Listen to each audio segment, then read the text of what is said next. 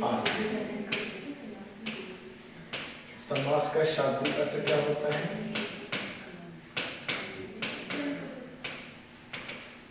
शाब्दिक अर्थ क्या होता है समास का? वही अर्थ अर्थ क्या होता है?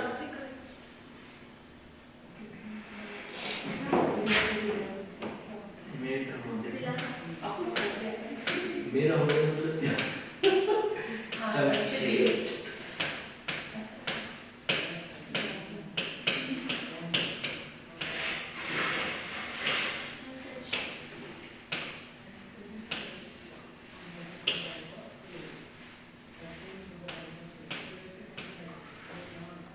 संक्षेप या संक्षिप्त, संक्षिप्त का मतलब होता है संक्षेप कर छोटा, किसी बड़ी बात को कम में कहना।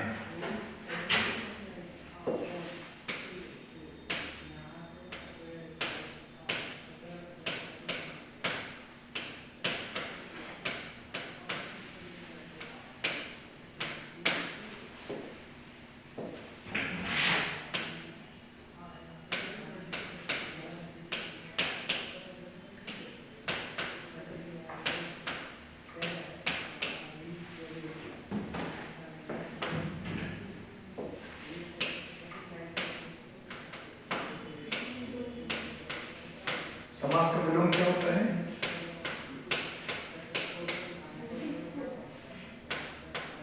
समास का विलोम संधि।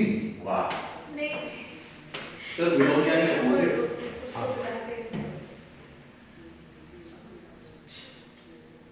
बताइए बताइए रोहित जी, बताइए क्या सर? समास का विलोम विग्रह नहीं होता, व्यास होता है। सर बहुत से शब्दों में काम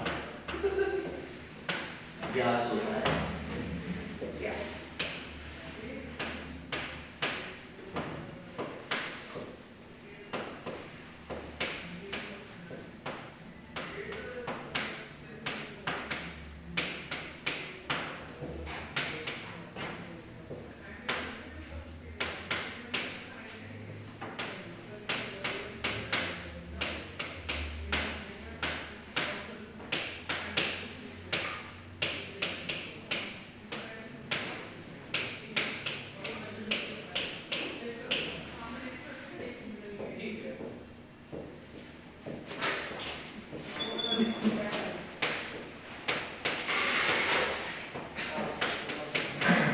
आपके साथी कह रहे थे कि सर अगर आप में क्षमता है तो अक्षर बोला के दिखाइए। देखो ना रोहित, बताइए ना क्षमता। ऐसे कैसे चला जाएगा भाई? हाँ, दादी दिखा दो। सुपरमैन बन के आ रहा हूँ। वो डाउट में खाई नहीं, वो तो जानने के लिए गए थे। ऊपर जाने के दिया भी हमने। एक आप ऐसा ही एक भाई है आपका साथी है, वो इसमें मीडिया में बहुत इसमें चर्चित हो रहा है, उसका नाम नहीं याद आ रहा है, वो डांस करता है वहाँ खूब। हाँ, और वो उसकी हाइट भी आप जैसी है और बड़ा हैंडसम लड़का है, स्मार्ट।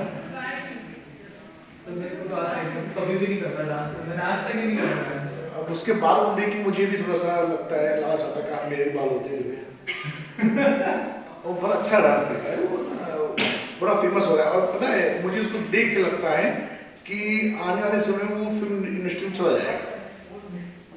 और आपने कभी देखा होगा कि वो बड़ा फेमस कहता है, उसका नाम याद नहीं आ रहा है।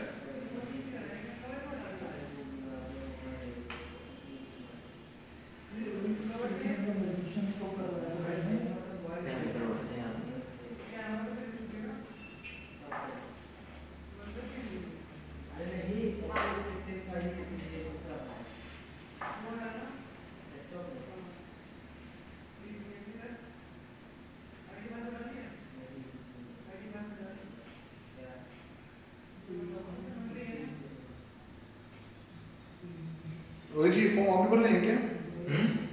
यूपी बस का भर दिया? निवास वहाँ का है कि नहीं? नहीं। चलो तो जगह में काउंट कर लेंगे।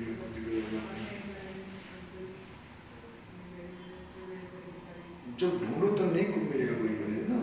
क्या ढूंढ रहे थे? वो लड़का जो है उसका नाम याद नहीं आ रहा मुझे, किस लड़के का सर? नाम याद नहीं आ रहा था क्या होता है, डांस बहुत अच्छा करता है।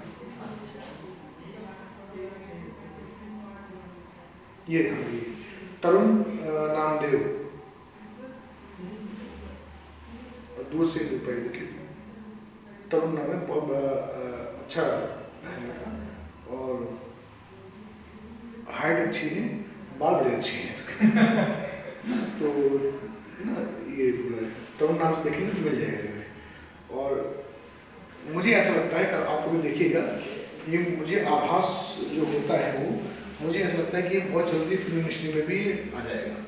ये तो कई इसलिए चलिए आप ये देखिए, अगर आपसे पूछा जाएगा अर्पित जी समाज किससे मिलकर बना है तो आप उत्तर देंगे सम हलंत।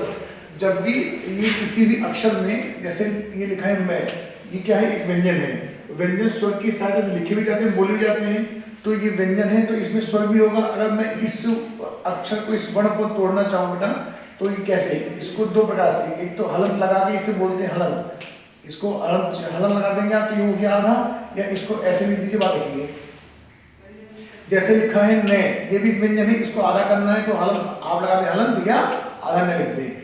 तो समाज किससे मिलकर बना है, सम हलन जमा आस। ये सर इसका संधि विच्छेद हो। हाँ बिल्कुल, तो इसमें कौन सा व्यंजन संधि जाएगा, क्योंकि व्यंजन संधि में क्या आता है, हलंत आता है। उसका सर पकड़ और शाब्दिक अर्थ क्या हो जाएगा, संक्षेप। संक्षेप मतलब क्या होता है, छोटा, संक्षिप्त, यानी किसी बड़े बात को कम में कहना। जैसे कि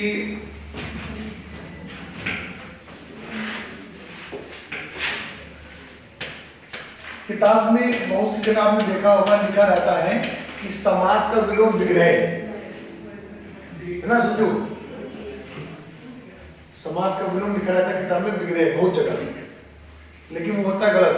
लेखन की दो शैली हैं, एक तो होती है समाज शैली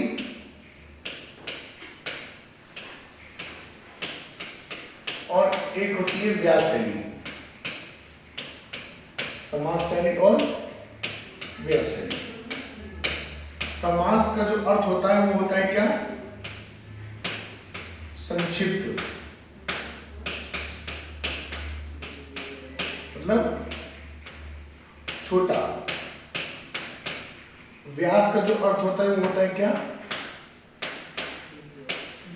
व्यापक, मतलब बड़ा। इसका सबसे, जैसे आपको आपकी एफटी कोचिंग में एक नियम लागू कर दिया गया कि अगर आप जो है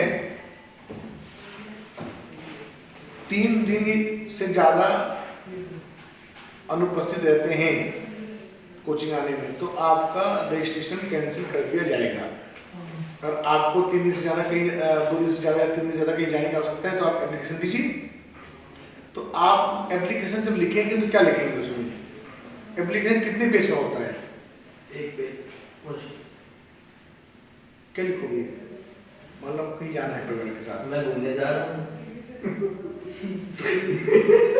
प्लीज कैंसिल मत करो। उसका सर रीजन तो नहीं है, जो प्रार्थना पत्र एप्लीकेशन है, यानी कि आपकी जो बातें हैं उसको आप संक्षिप्त रूप में तो लिखेंगे ना कि सेवा में जीवन है ना भाई एफटी प्रबंधक महोदय सभी ने कि मैं है ना फला ये इस काम से मुझे बाहर जाना, मेन पॉइंट पिन पॉइंट लिखेंगे आप।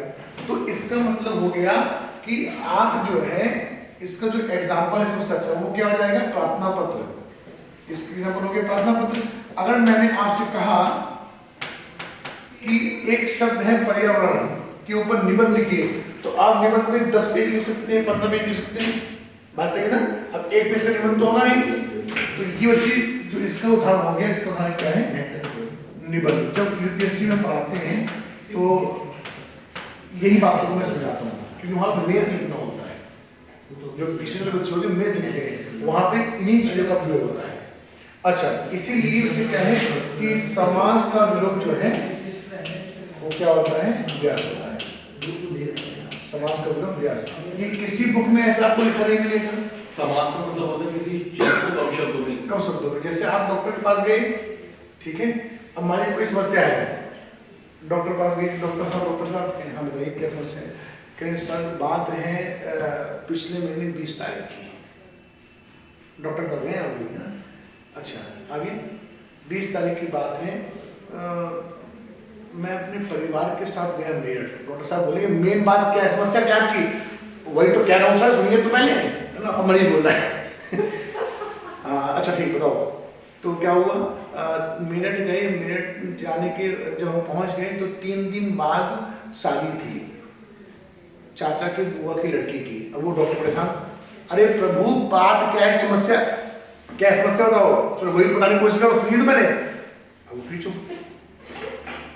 शादी में गए, पहले हमने समोसा खाया, फिर हमने टिक्की खाई, फिर शाही पनीर। समस्या क्या, पेट दर्द है क्या? पूरी बात सुन लीजिए डॉक्टर साहब। तो क्या कोई आपकी बात सुनेगा? नहीं सुनेगा, है ना? इतनी लंबी चौड़ी बातें आप कहेंगे डॉक्टर साहब क्या है कि है ना बुखार आ रहा है, पेट में दर्द हो रहा है। संक्षिप्त बात करें, अपनी बात को संक्षिप्त में कहना। और जब हमको कभी हम भाषण देते हैं, स्पीच देते हैं, तो अपनी कम शब्द बात को जो अधिक में कहते हैं, यानी कम शब्दों को अधिक में बोलना ये व्यास होता है, और अधिक बातों को कम में कहना ये क्या होता है? समास होता है। जैसे मान ने कहा कि पापा पापा मेरे को चीज फीस जमा करनी, पैसा दे दो। तो पापा ने कहा पिछले महीने तो दिए थे, तो पापा उसमें से मैंने पॉकेट मनी ले ली ना अपनी, है ना? तो पापा कहेंगे अच्छा, तो पॉकेट मनी कहाँ गई? बस पापा खर्चा हो गया अब आप जुड़ाइए, पापा बैठिए बैठिए, पापा बैठिए, पापा ऑफिस लेट हो रहा है, पापा बैठिए, पापा जुड़िए। 50 रुपए का मैंने चाय पिया था, पापा कहेंगे 50 रुपए सर उसके बाद ये देखना 400 रुपए की कॉफी पी थी। नोट कर लीजिए। 400 रुपए की कॉफी कौन पीता है? नहीं ये हो सकता है, पापा को बोलो वैसे पियोगे। जब हम अपने समय पढ़ते थे तो मम्मी एक बार मैं गया था। 5 रुपए देती थी समोसा खाने के लिए, हमने इसको भी रख लो 5 रुपए रख लो। हमारे सुबह में 5 रुपए समोसा मिलता था, 2005-6 की बात है। तो उसमें बस से हम जाते थे कोचिंग, तो बस का पास 40 रुपये होता था, 40 रुपये को दिन में बस से घूमते। मम्मी 45 रुपये देती थी, हमने 5 रुपये की मम्मी, हमने कहा कुछ खाने को दे दो, अब दोस्तों ने आपसे मिलते हैं, आप हाँ दोस्तों को खिलाओगे उसके लिए पैसा है हमारे पास, यही तो काम कर रहे हैं हम। अरे हमने कहा कहीं 5 रुपये, हमने कहा 5 रुपये क्या समोसे, हमने कहा ऐसा करो जेब में था ₹1, हमने कहा 6 रुपये दो, ये आप मंगा लेना उसी को। 5 रुपये क्या आता है, 5 रुपये दे देंगे। पेड़े नहीं मिले, पेड़े मिले जबरदस्त।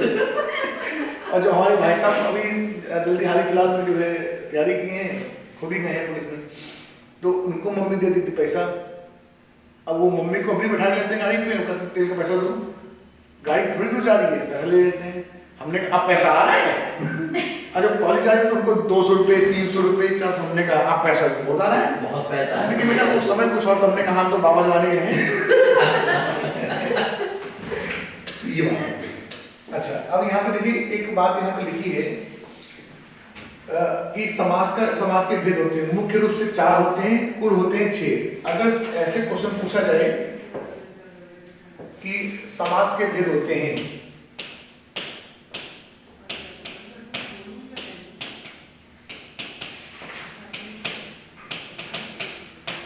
ऑप्शन लिखा है 4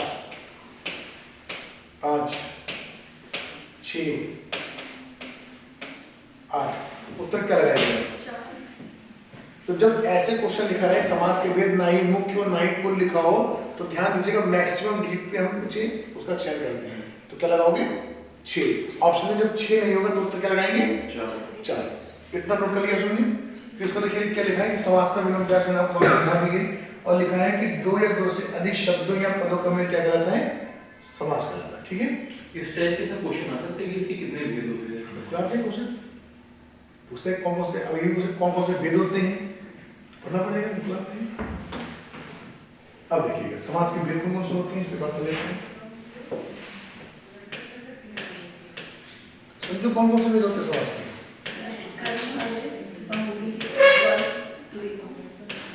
हाँ जवाब बोलना। हाँ कुल कितने होते हैं, कुल 6।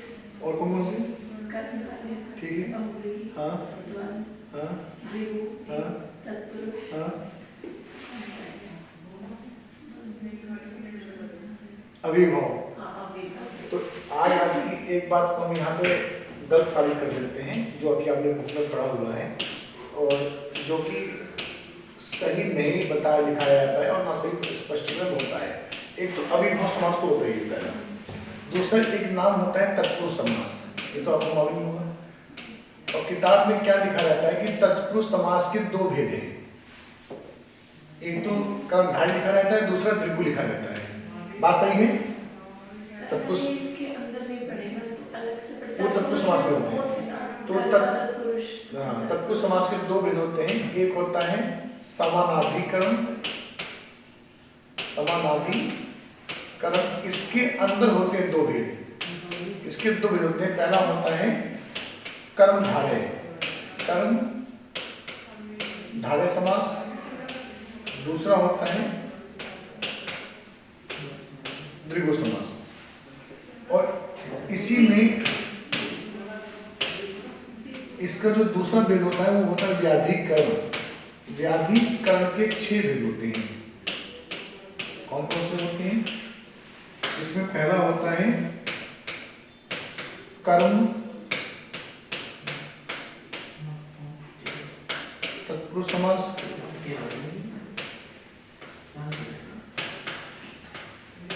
करण तत्पुरुष,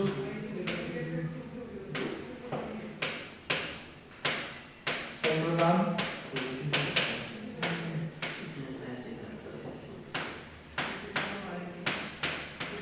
अपादान,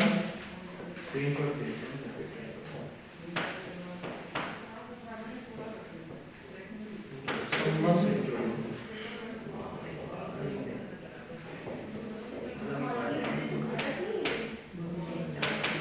आपने पढ़ा होगा कारक, है ना? कारक के 8 भेद होते हैं, लेकिन यहाँ पे कारक के 6 भेद होते हैं, जिसमें कर्ता और बच्चे के संबोधन की गिनती नहीं की जाती है। नेक्स्ट है द्वंद्व समास और लास्ट है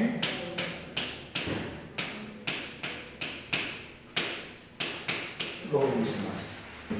4 और 5 और 6 कर लीजिए।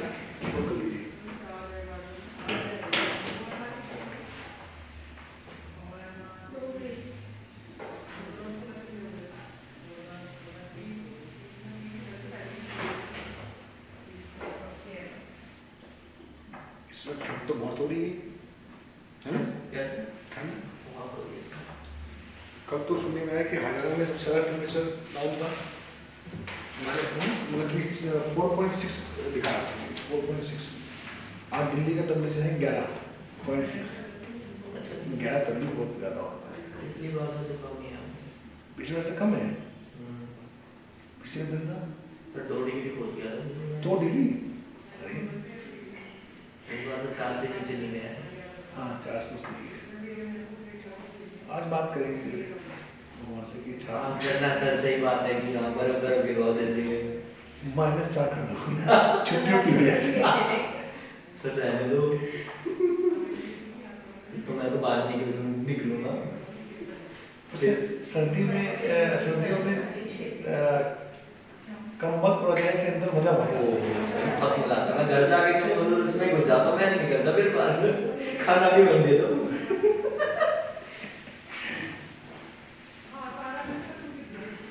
कंबल और रजाई ओढ़ लेते हैं तो नीचे कहीं पैर पर हवा नहीं होती, कहीं इधर से हवा आती है। मतलब कि यह कि सुबह उठेंगे 3-4 बजे आँख खुल जाती है, फिर मन करता नहीं थोड़ा सा, और थोड़ा करते 7 बज जाता है।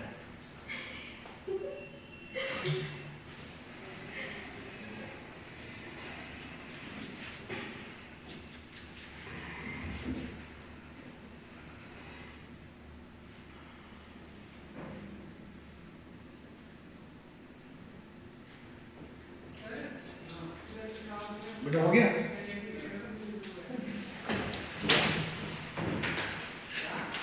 क्वेश्चन लिखिएगा। और सर जितने समास है इनके भेद नहीं होते, नहीं इसी के भेद बस यही खाली बस तत्पुरुष समास। समास की ये सब भेद है, 4 बच्चे हैं समास के। बच्चे की 2 हैं, यानी समास के भेद होते हैं 1, 2, 3, 4, 5, 6, ये सब भेद ही हैं। और जो भेदों का भेद होता है उसे उपभेद कहते हैं। क्या कहते हैं? उपभेद। जो भेदों का भेद है उसे उपभेद कहते हैं। लिख लीजिए, देखिए नोट में लिखिएगा, जो भेदों का भेद है वह उपभेद अच्छा है। बोल दो ना, अच्छा बोल दो सर। जो भेदों का भेद है वह उपभेद है। सर आई फोन अच्छी फोटो आएगी तो जो भेदों का भेद है वह उपभेद है। जो भेदों का भेद है वह उपभेद है। सर द्वंद्व समास, सर भृगु समास भी तो होता है। आइए ना, भृगु समास। अब लिखिएगा, क्वेश्चन लिखेंगे 5 से 6 क्वेश्चन कैसे पूछे जाते हैं। लिखिएगा, समास किसे कहते हैं? समास किसे कहते हैं?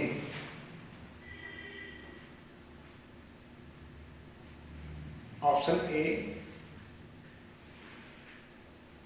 2 वर्णों के मेल को।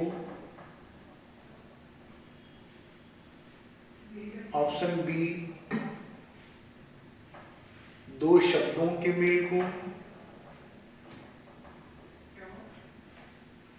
ऑप्शन सी, ए और बी दोनों। ए और बी दोनों। ए और बी दोनों।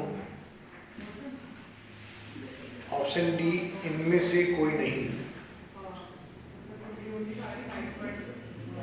नेक्स्ट क्वेश्चन लिखिएगा, इसका उत्तर क्या होगा?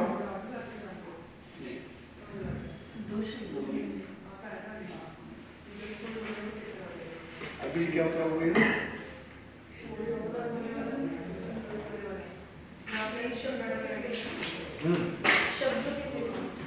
दो शब्दों दो या दो से अधिक शब्दों के मेल। हाँ, तो ऐसे है 2 या 2 से अधिक तो हो गई, लेकिन यहाँ पे से क्या उत्तर क्या होगा? 2 शब्दों के मेल। ठीक है, 2 वर्णों का मेल कहाँ होता है? संधि में। ठीक है, क्वेश्चन नंबर 2 लिखिएगा। देखिए, समास के मुख्य भेद होते हैं। समास के मुख्य भेद होते हैं। समास के मुख्य भेद होते हैं। Option A 4, option B 6, option C 7, option D 8। तो क्या उत्तर देंगे? 4 होते हैं, मुख्य कितने होते हैं? 4। नेक्स्ट क्वेश्चन लिखिएगा, समास का विलोम होता है। समास का विलोम होता है।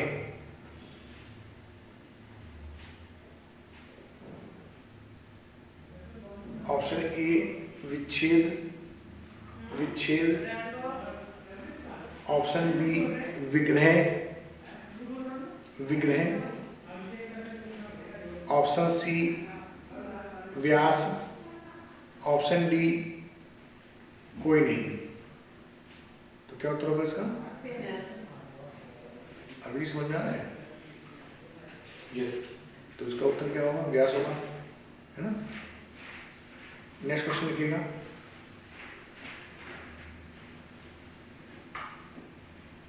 वह कौन सा समास है? वह कौन सा समास है जिसमें प्रथम पद प्रधान होता है? वह कौन सा समास है जिसमें प्रथम पद प्रधान होता है?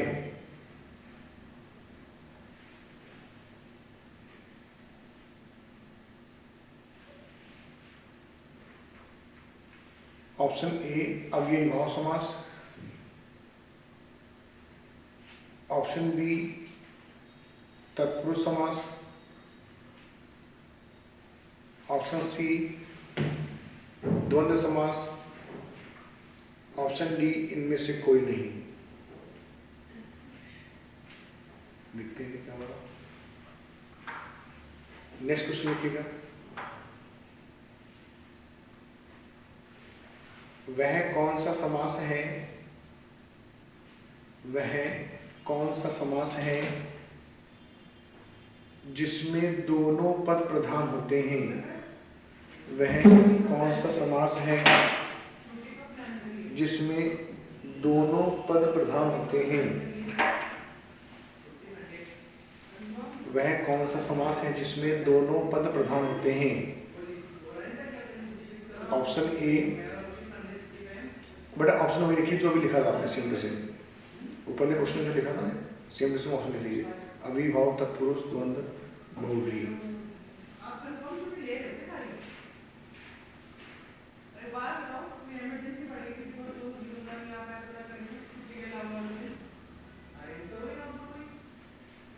नेक्स्ट क्वेश्चन लिखिएगा, वह कौन सा समास है, वह कौन सा समास है जिसमें बाद वाले पद की प्रधानता होती है? जिसमें बाद वाले पद की प्रधानता होती है, जिसमें बाद वाले पद की प्रधानता होती है।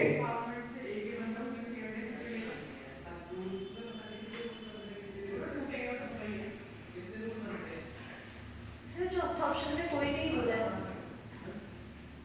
इससे पहले क्वेश्चन था, आप एक बार रिपीट करो। अविभाव, तत्पुरुष, द्वंद्व, बहुव्रीहि हो गया बेटा? कितने क्वेश्चन हो गए? नेक्स्ट क्वेश्चन लिखिएगा। सर इसमें भी सेम ऑप्शन हाँ सेम ऑप्शन जो ऊपर लिखा था आपने। नेक्स्ट क्वेश्चन लिखेंगे फिर, अब इस सबका उत्तर आपको मिलेगा लाइन से। देखिए, वह कौन सा समास है, वह कौन सा समास है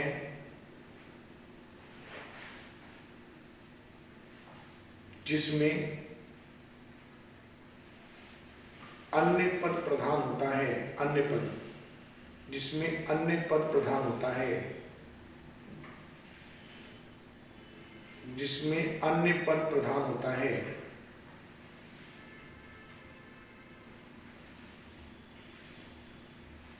ऑप्शन लिखिएगा वही सेम क्वेश्चन जो लिखा था।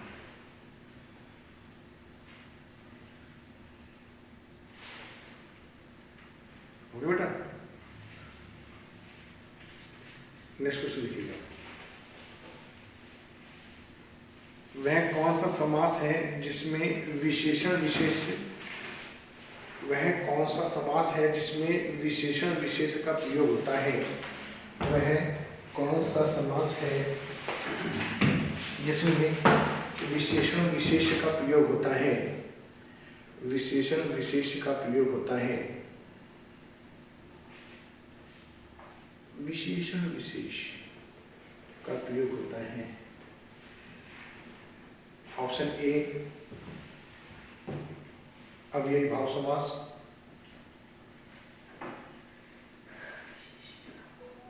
ऑप्शन बी कर्मधारय समास, कर्मधारय, ऑप्शन सी द्विगु समास, द्विगु समास, द्विगु समास, ऑप्शन डी बहुव्रीहि समास। ठीक है, नेक्स्ट क्वेश्चन लास्ट, वह कौन सा समास है जिसमें पहला पद, वह कौन सा समास है जिसमें पहला पद संख्यावाची होता है? वह कौन सा समास है जिसमें पहला पद संख्यावाची होता है? ठीक है, तो ऑप्शन लिखिए। नंबर 1 द्विगु समास, ऑप्शन बी अव्ययी भाव समास, ऑप्शन सी तत्पुरुष समास, सर बी क्या है? अव्ययी भाव समास, ऑप्शन सी तत्पुरुष समास, ऑप्शन डी बहुव्रीहि समास। खत्म।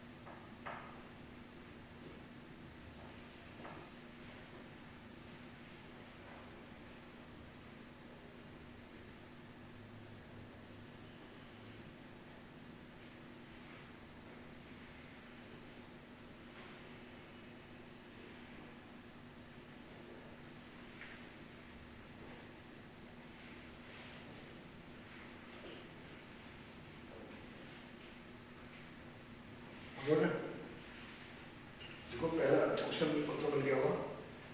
वह कौन सा समाज जिसमें पहला पद प्रधान होता है? अविर्भाव। वह कौन सा समाज जिसमें बाद वाले पद को प्रधानता होती है? तत्पुरुष। और तक अगर मान लीजिए बाद वाला पद ना मिले, पूछा जाए कि वह कौन सा समाज जिसमें उत्तर पद की प्रधानता होती है, तब भी क्या हो जाएगा उत्तर? तत्पुरुष। वह कौन सा समाज है जिसमें दोनों पद प्रधान होता है? द्वंद्व। नेक्स्ट,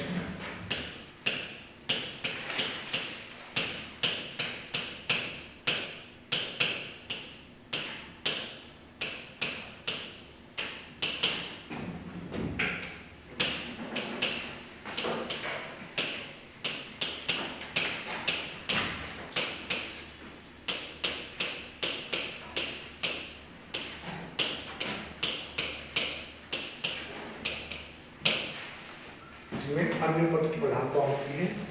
ठीक है, कर लीजिए।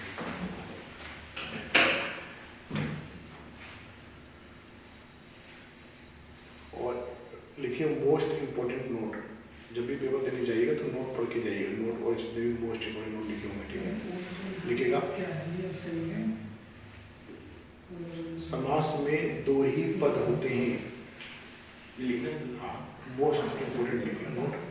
लिखिए most important note.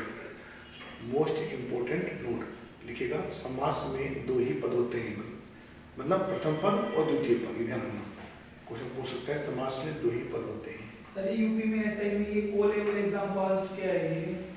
UPSI ASI का आया हुआ। एएसआई असिस्टेंट सब इंस्पेक्टर के एक स्टाफ होता है, वो होते हैं पहली बात।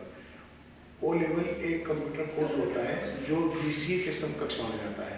1 साल कोर्स होता है। और ओ लेवल 2 प्रकार से होता है। एक तो हार्डवेयर से होता है ओ लेवल, एक होता है सॉफ्टवेयर से। ओ लेवल प्राइवेट इंस्टीट्यूट से नहीं मान्य होगा। ओ लेवल मिलेट डोएक से, जो मिलेट गवर्नमेंट की संस्था है, मिलेट डोएक से ओ लेवल माना जाता है। और ये 1 साल का कोर्स होता है। 6 प्रैक्टिकल होते हैं, 6 थ्योरी होते हैं। थोड़ा टफ होता है पेपर ये। इसके नीचे एग्जाम जो होता है वो होता है triple C. Triple C one day exam में माना जाता है। इसमें ओ लेवल मांग लिया है। ओ लेवल बहुत कम लोगों का होता है। ठीक है, ये और ओ लेवल जिसका होगा वो फॉर्म भरेगा, उसको फ्री नौकरी मिलेगी। फ्री में तो क्या कि मेरिट बहुत डाउन जाएंगे, ओ लेवल सबके पास आएंगी। तो सर इसको बनेगा नहीं? जैसे बनेगा नहीं। कहीं से बनवा लेते हैं। प्राइवेट इंस्टीट्यूट से मांगी नहीं है। नहीं मानेंगे। नीलेट डोएक का होता है। ओ लेवल पे नीलेट डोएक से ऑनलाइन होता है पेपर। कोई बात नहीं सर। ये हमने बनवा लिया था जब हमारी पोस्टिंग थी लखनऊ में। तो एसटी थे, उसमें साइबर क्राइम में थे। तो वहीं लखनऊ में एक संस्थान जहाँ उसका पेपर होता है, आज भी होता है पेपर। जितने भी यूपी पुलिस नेट सबका था, तो उसी क्षेत्र में आता था वो। तो ट्रिपल सी का पेपर था, ट्रिपल सी का पेपर था। तो उसमें पुलिस में थे, तो अपने फॉर्म भर देते हैं। डिग्री मेरे शुरू से बहुत शौक रहा है, तो उन्होंने भर दिया। पेपर देने गए और वहीं पेपर पड़ गया मुझे थाने क्षेत्र में। तो एक लड़का चेक करा था, तो उन्होंने एडमिट कार्ड नहीं दिया, उसको नया कार्ड दे दिया। कहा ये क्या है? हमने देखो क्या है। सर एडमिट कार्ड नहीं, एडमिट कार्ड चाहिए। हमने कहा यही एडमिट कार्ड हमारा। मालिक का है। ये पहचान है। तो कहे आओ मालिक उधर सर। तो मालिक ने कहे सर ये उसको चेकिंग किया है। तो बोले आई से बैठी थे। तो बताइए सर, बताइए सर क्या सेवा की है? मैंने सेवा की है, एडमिट कार्ड ये है, सेवा की है। तो कहे सर मतलब हमने मतलब सब आपको मालूम है, हमको भी सब मालूम है। कैसे हो जाएगा? हमने कुछ हो जाएगा, हम आई से नहीं तो हो जाएगा। तो अंदर जाके हम बैठे कंप्यूटर पे। कहे चलो सर सीट देख के कंप्यूटर बैठाए। 33 नंबर सीट हमारी थी।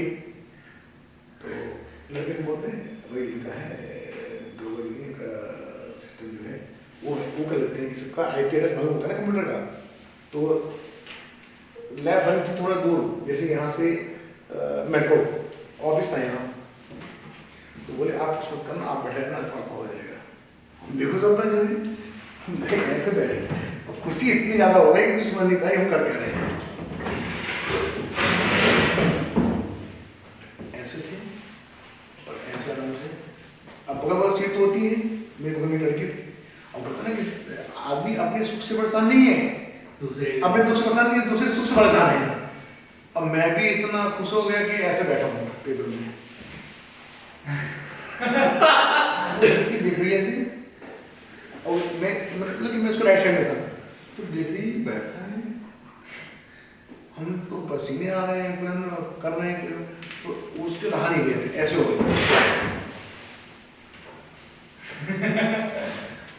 ऐसे देख रही है, और वो देख रही क्वेश्चन चल रहा है, तब भी हमने ध्यान दिए, तब भी ऐसे रहते हमने,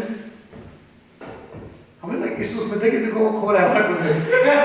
अब क्या पता चल रहा था, वो भाई साहब आए जिनका संस्थान था, अरे कहते हैं काम में कहते हैं, अरे इसमें क्या कराओगे, बेड़ा कर कराओगे कि आप ही पकड़ने आओगे ना, और ऐसे बैठे हो, वो लड़की देख रही है और कहीं सूचना चली गई तो फिर मामला खराब हो जाएगा, और पकड़ने आप लोग आओगे फिर, तो उसमें डाटा स्लाइड माउस पे हाथ रख लीजिए, ऐसे मत करिए, सही बात है। माउस चलाते रहिए इधर उधर। सर आपको पता चलता तो हेड डाउन करके लेट जाते हैं। हाँ, थोड़ा सा हमने कहा हाँ, उन्होंने कहा कि टाइम मत मार देना, उसमें जो नीचे है ना वो बंद हो जाता है, तो फिर माउस चलाते रहे, वो लड़की बार बार ऐसे करेगी, अरे उन्होंने अपना काम करिए है ना, कह रही कुछ तो गड़बड़ है, हमने करेंगे नहीं, अपना हो जाएगा फिर, तो हो गया, फिर दूसरी आ रही हो गई उसे, उनका लाइसेंस बनना था इनके पिताजी का, तो बोले हो जाएगा, मैंने हो जाएगा, जहाँ आरटीओ ऑफिस बनना था, आरटीओ उनके पिताजी को जाना नहीं पड़ा, मैंने कहा पिताजी लेके हमने पिताजी घर पे रखिए, हम सब बन जाएगा, बोले ऐसे कैसे हो जाएगा, हमने कहा सब होता है, फिर कहीं आरटीओ साहब के पास अपडेट हो गया, हमने स्टेटमेंट में, हाँ तो था उनका ज़्यादा स्टेबल ज़्यादा वो होता है, मान्य होता है, तो मन गया, तो उनका 2 दिन काम करा दिए थे, अब हमने कहा ओ लेवल काम हो जाएगा, हाँ हो जाएगा, ओ लेवल के एग्जाम में भी गए, कह रहे आपको आना तो आ जाइएगा, नहीं आना तो बताइएगा, हमने कहा मतलब बैठ के देख लीजिए कैसा होता है, उसमें भी काम ऐसे चल रहा था बढ़िया, फर्स्ट क्लास, वो भी हो गया सर ये पहले टाइम पे होता था, अभी भी होता है। अभी होती है तो सर ड्राइविंग लाइसेंस का तो होता ड्राइविंग लाइसेंस नहीं है, बाकी टेस्ट का नहीं पता मुझे। अभी भी होता है, ये ज़्यादा पुरानी बात नहीं है, ड्राइविंग लाइसेंस भी फोटो खींची जाती है ना, लेकिन वो सब उनके पास जुगाड़ होता है, फोटो खींच के सब काम कर लेते हैं वो जो है।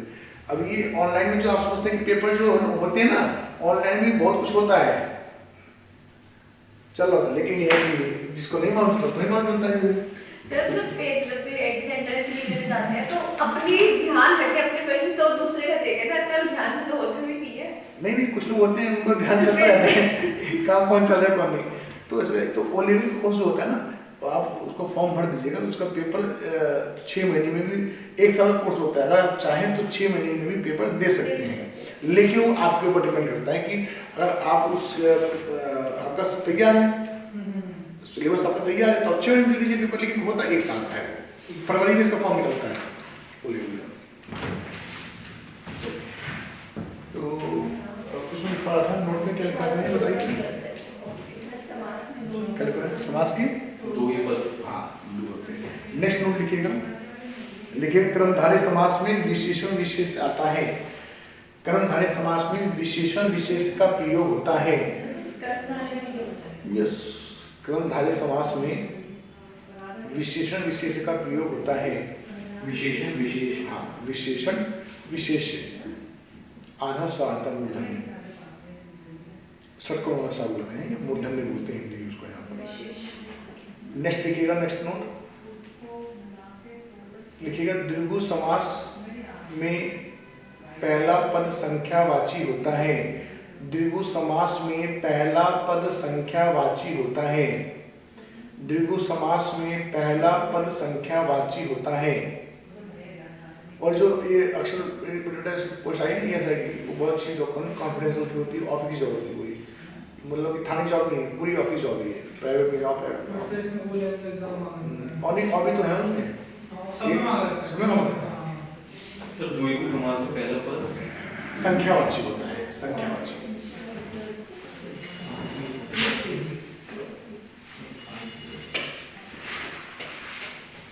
अब हेडिंग लिखिएगा अव्ययी भाव समास। अब एक एक पार्ट को लिखवाएंगे, उसको अंदर डिटेल में उसको बताएंगे, एक एक भेद। अब हेडिंग लिखेंगे अव्ययी भाव समास, अव्ययी भाव समास लिखेंगे आप सभी। जिस शब्दांश या शब्द के ऊपर, जिस शब्दांश या शब्द के ऊपर किसी लिंग वचन काल, जिस शब्दांश या शब्द के ऊपर किसी लिंग वचन काल, किसी लिंग वचन काल कौमा कारक आदि का कोई प्रभाव नहीं पड़ता है, आदि का कोई प्रभाव नहीं पड़ता है, कोई प्रभाव नहीं पड़ता है, तो उसे अव्ययी भाव समास कहते हैं।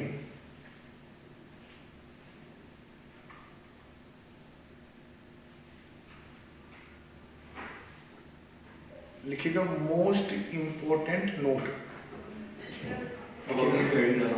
मोस्ट इंपोर्टेंट नोट लिखिएगा।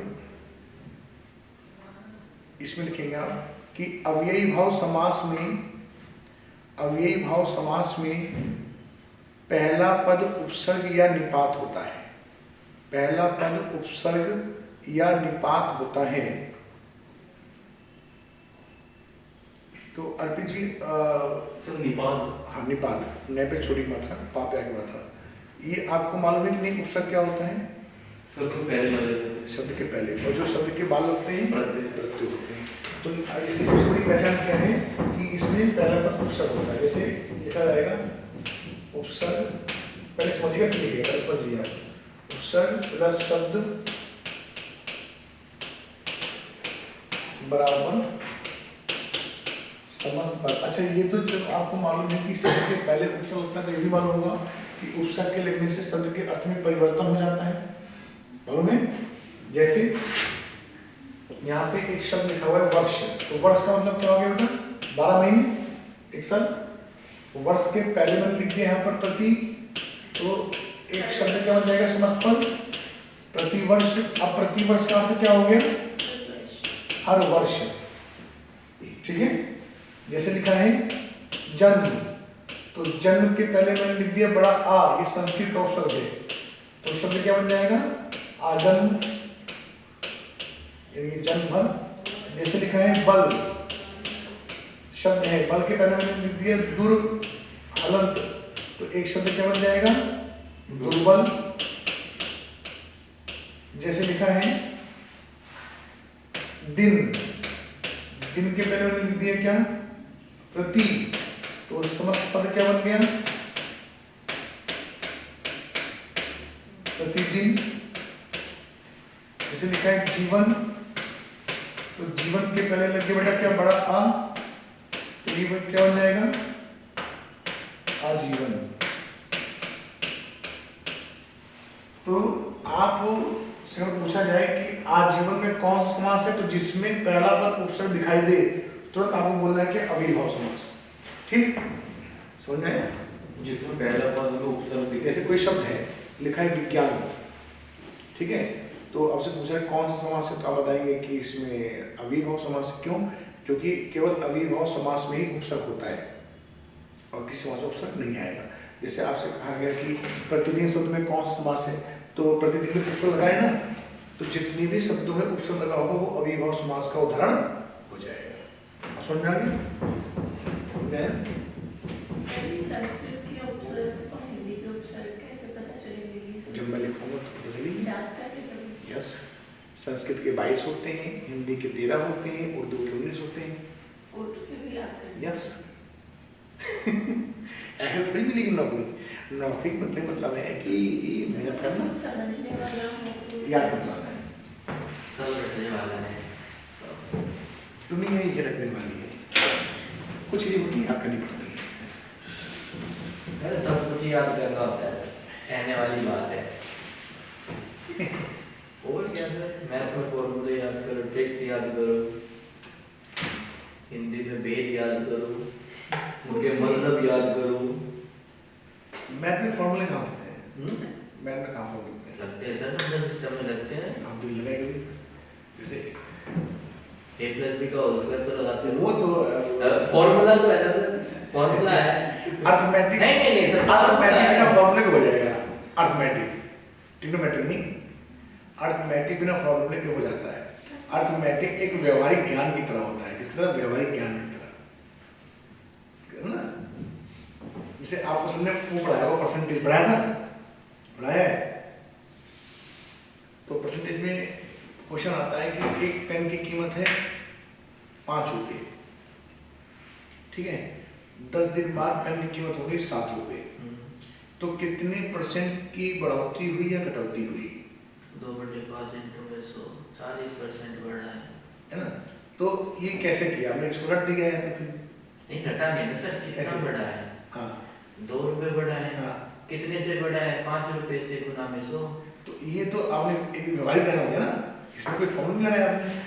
इसका मतलब ये है कि पहले पेन की कीमत थी 5, जी सर। अब वो पेन की कीमत हो गई 7। हाँ जी सर। व्यवहारिक बात है क्या? पहले जो है मान लीजिए कि ऐसे चीनी 8 रुपए किलो थी, कुछ समय बाद चीनी का रेट हो गया 10 रुपए किलो। जी सर। कितने पे कितना अंतर आ गया? 2 रुपए का। 2 रुपए का अंतर किस पे आया? 8 पे। प्रभाव है ना, 8 पे पड़ा। और हर एक चीज होती है 100%। जैसे आप क्लास में बैठे हैं 6 बच्चे, तो आप सभी 100% है अपनी क्लास का, तो ये 50, ये 4, ये 2, ये 25, और तब भी काटेंगे तो कितना होगा? 25 है, जी सर। 50 25 yes sir. तो व्यवहारिक ज्ञान है। बस हम लोग क्या करते हैं, ये बहुत बार हम बाद में समझ में आया था, इसमें हमको कहा एक बार कि आप ट्रिक्स से सॉल्व करते हैं, लेकिन अर्थमेटिक ओनली व्यवहारिक ज्ञान है। हाँ सर, ये तो अच्छा, और ये आया कैसे? प्रैक्टिस से आता है। सर ऐसे क्वेश्चन दे देते तो मजा ही आता है, पर ऐसे नहीं ऐसे देते, देते? देते नहीं है। नहीं है, सही बात नहीं। नेक्स्ट लिखिएगा निपात। निपात किसे कहते हैं?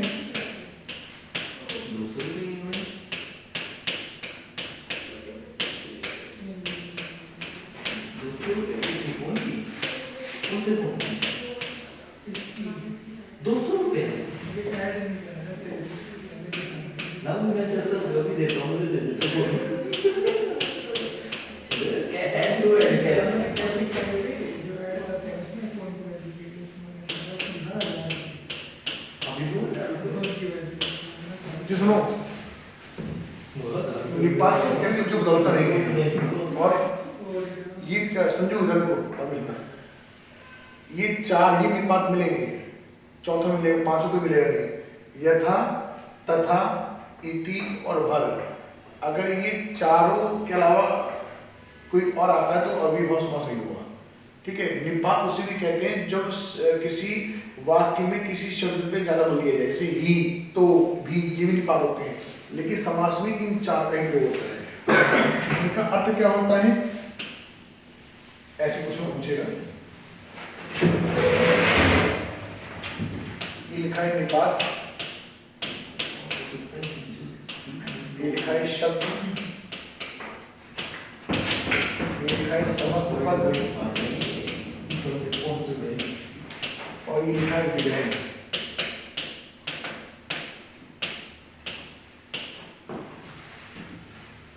पहले समझिए फिर करना। जैसे लिखा है, यहाँ पे लिखा है शक्ति शब्द है, और इसके पहले आपने लिख दिया यथा, तो शब्द क्या बन गया बेटा? यथा शक्ति। इसका विग्रह क्या हो जाएगा? शक्ति के अनुसार। यानी कि निपात का जो अर्थ निकलता है वो हो जाता है क्या? के अनुसार, के अनुसार। यानी कि देखिए बेटा, शब्द तो बदल जाएंगे लेकिन निपात वही रहेगा। जैसे मान लीजिए यहाँ पे लिखा है समय, और मैंने यहाँ पर लिख दिया यथा, तो पद क्या बन गया? यथा समय, और इसका विग्रह क्या हो जाएगा? समय के अनुसार। जैसे यहाँ पे लिखा है भक्ति, ये शब्द हो गया, भक्ति में मैंने लिख दिया तथा, तो पद क्या बन गया? तथा भक्ति। इसका विग्रह क्या हो जाएगा? भक्ति के अनुसार। जैसे एक शब्द यहाँ पे लिखा है सिद्धम, मतलब सिद्धि, और इसके मैंने लिख दिया इति, तो शब्द क्या बन जाएगा? पद इति सिद्धम। मतलब बची कि सिद्धि के अनुसार। जैसे लिखा है पेट, पेट एक शब्द है, पेट के पहले लिख दिए भर, तो शब्द क्या बन जाएगा? भर पेट, और विधेय क्या बन जाएगा? पेट के अनुसार। ये ऐसा क्वेश्चन पूछेगा कि यथाशक्ति समास कौन सा है, तो बताएंगे अविभाव। क्यों? क्योंकि यथा क्या है? निपात है। आज तक अभी एक दो एग्जाम में पूछा है, असिस्टेंट प्रोफेसर के एग्जाम में पूछा था कि वो कौन सा समास है जिसका विग्रह करने पर के अनुसार आता है, तो अविभाव हो गया, क्योंकि इसका विग्रह करने पर क्या रहा है? के अनुसार आ रहा है। ठीक है, तो ऐसे क्वेश्चन हो सकता है, नोट कर लीजिए। वो उपसर्ग है, ये निपात है। निपात यही आएंगे, लेकिन मैंने क्या कहा, निपात इन शब्दों के अलावा नहीं आएगा। उपसर्ग तो अलग होते हैं, उपसर्ग आ सकते हैं, निपात नहीं मिलेंगे, है ना। उपसर्ग को वजह अलग, देखिए उपसर्ग जो होता है वो हमेशा आधा होता है, उसका जब वो किसी शब्द के साथ लगते हैं तो उसका अर्थ बदल जाता है।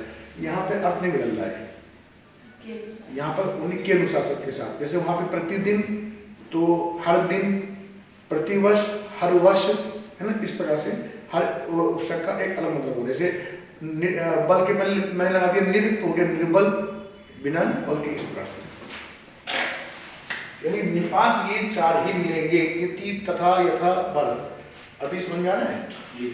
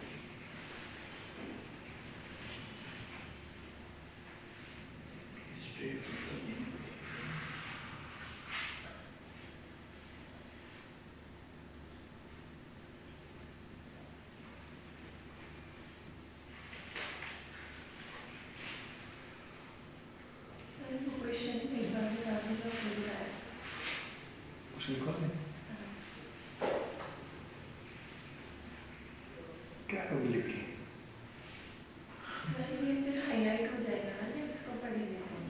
लिखिए, क्या दिखा रही हो?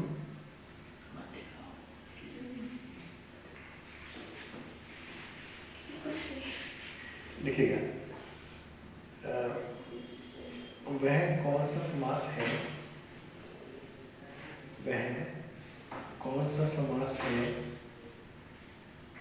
जिसका विग्रह करने पर, वह कौन सा समास है जिसका विग्रह करने पर के अनुसार आता है, जिसका विग्रह करने पर के अनुसार आता है। ऑप्शन ए अव्ययभाव समास। आंसर लिख लो, आंसर लिख लो सीधे, अव्ययभाव समास।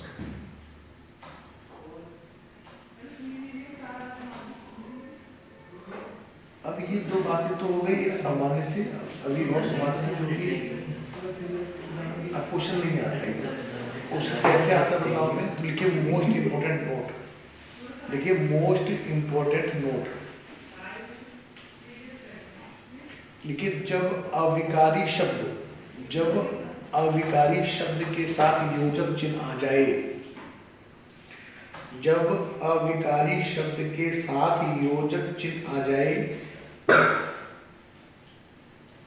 जब अविकारी शब्द के साथ योजक चिन्ह आ जाए, योजक चिन्ह, हाँ, तो वह अव्ययी भाव समास होता है, तो वह अव्ययी भाव समास होता है, तो वह अव्ययी भाव समास होता है। बेटा अविकारी शब्द किसे कहते हैं मालूम है? सर जिसमें चेंजेस में जो बदलते नहीं है ना, जैसे धीरे धीरे, धीरे धीरे के बीच में योजक चिन्ह, धीरे धीरे, जल्दी जल्दी, अलग अलग, ठीक बेटा, एक तो ये हो गया। अब फिर लिखिए मोस्ट इम्पोर्टेंट, ये सर अविकारी शब्द है। हाँ, सर अविकारी शब्द वो होते हैं जो जिनको हम संज्ञा, सर्वनाम, क्रिया, विशेषण के द्वारा बदल नहीं सकते हैं। जैसे धीरे धीरे, कभी हम धीरे धीरे नहीं बोल सकते हैं। जैसे राम या राहुल धीरे धीरे लिखो, तो ये तो सही है, लेकिन राहुल धीरे धीरे लिखो। मोहन जल्दी जल्दी चलो, तो ये सही है, लेकिन मोहन जल्दो जल्दी चलो नहीं, इसको हम बदल नहीं सकते हैं, यानी कि इसमें परिवर्तन नहीं हो सकता है। एक्सक्लेमेशन मार्क वाले भी अभी करते हैं। कौन से जैसे सर जैसे हीरा और एक्सक्लेमेशन नहीं, वो नहीं आएगा, नहीं है, मैंने तो पढ़ा था। ना, पक्का नहीं है वो सर, नहीं है। उसमें कौन से समास में जैसे हम कोई भी अपने वो दिखा रहे हैं मन के भाव, वो तो उसमें विस्मय जाता है ना, मन के भाव जो होते हैं वो विस्मयवाचक वाक्य में जाता है, वो वाक्य होता है। समास की बात। समास में नहीं, समास में अब ये अव्ययी भाव समास के 7 भेद होते हैं। इसके भेद होते हैं 7, तो वो लिख पाओगे तो नहीं वो इसमें नहीं आता है वो पीटी लेवल में आता है, पीटी या नेट लेवल में। लिखिएगा नेक्स्ट, जब विकारी शब्द, जब विकारी शब्द योजक चिन्ह के साथ आ जाए, जब विकारी शब्द योजक चिन्ह के साथ आ जाए, बेटा विकारी किसे कहते हैं? जो शब्द बदल जाते हैं, परिवर्तन हो जाता है जिनमें। जब विकारी शब्द के साथ योजक चिन्ह आ जाए तो उसे द्वंद्व समास कहते हैं, द्वंद्व, तो उसे द्वंद्व समास कहते हैं। जैसे दिनों दिन, बेटा दिन दिन, जैसे दिन दिन, और दोनों के बीच में बेटा वो आएगा चिन्ह आएगा योजक चिन्ह, दिन दिन, रात योजक रात, न चिन्ह लगाया जाता है रात रात।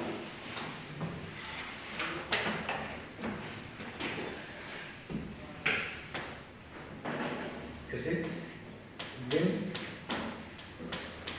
दिन, रात रात, बात बात, कान कान। ये क्या है? ये द्वंद्व समास का उदाहरण है। अच्छा इधर देखिए, पहले इसको तो बदला जा सकता है ना, इसको हम बोलते हैं क्या? दिन को दिनों दिन, दिनों दिन, रात रात को रातों रात, रातों रात निकल चलेगी, रातों रात। किसी को बातों बात खबर लीजिए ना, बातों बात। किसी को कानों कान खबर ना हो, कानों कान। तो अभी यहाँ पे अगर ये कंसेप्ट क्लियर नहीं है तो यहाँ पे उचित गलती होने की कोई संभावना होती है। इसमें है अव्ययी भाव समास।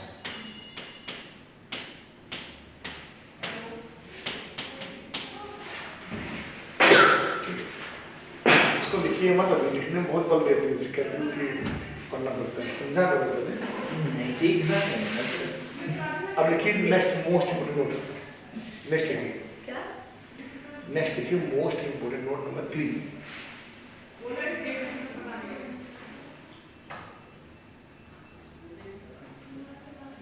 लिखिएगा जब विकारी शब्द बिना योजक चिन्ह के, जब विकारी शब्द,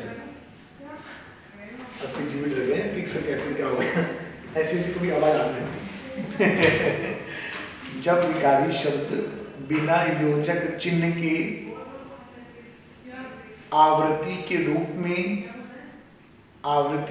में आ जाते हैं, जब विकारी शब्द बिना योजक चिन्ह के आवृत्ति के रूप में आ जाते हैं, सर आवृत्ति क्यों? रिपीट, आवृत्ति के रूप में आ जाते हैं तो उसे अव्ययी भाव समास कहते हैं, और आप ये लगा लेंगे, ये वाला एग्जांपल जैसे लिखेंगे ऐसे, ये वाला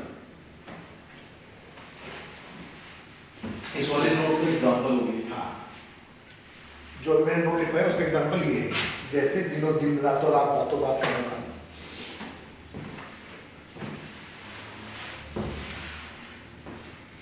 मैंने आपको इसमें अविभाव समास में कितनी बातें बताई, सोच पढ़ के बताइएगा। अभी अविभाव समास आपकी कॉपी में लिखा है,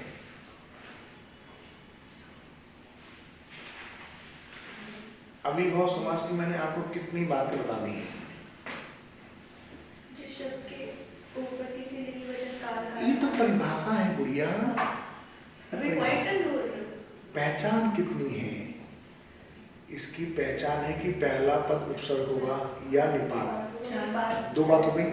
तीसरा अविकारी शब्द जब योजक शब्द आए, तीसरी पॉइंट है ना। चौथा क्या कि जब विकारी शब्द बिना योजक चिन्ह किया जाए, तो 4 बात आपको ध्यान रखनी है।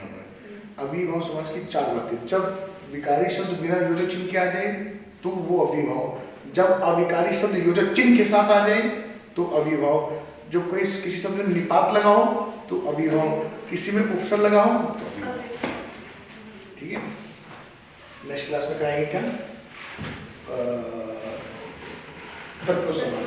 एक बार अभी जल्दी से अर्पित जी एक बार रिवाइज कर लीजिए, कुछ पूछना है तो पूछ लीजिए हमसे 5 मिनट में।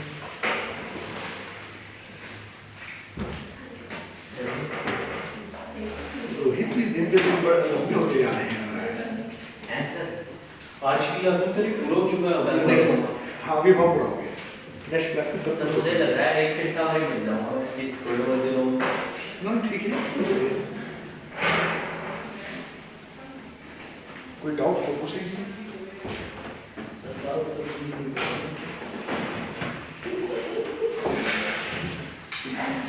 डाउट पूछेंगे, पढ़ना भी पड़ेगा। अब देखो भूमिका नहीं तो क्या करना है, कल फिर आना ही तो है। अभी तो चल रहे हैं, चल रहे हैं। अब जब चल रहा है नहीं चल रहा है।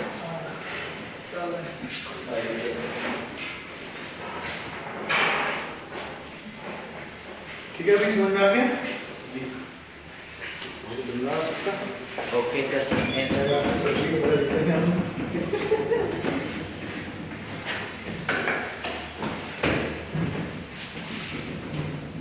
आपने सर जैसे पहले भी लिखवाई थी कि शब्द के ऊपर किसी लिंग वचन काल आदि का कोई प्रभाव नहीं पड़ता, उसे अविभाव समास कहते हैं।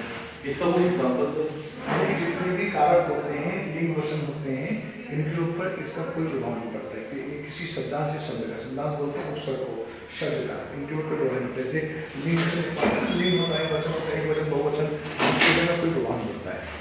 परिभाषा से पूछेगा कि वो कौन सा समास है जिसके ऊपर किसी शब्द के ऊपर किसी लिंग वचन काल का प्रभाव ना पड़े।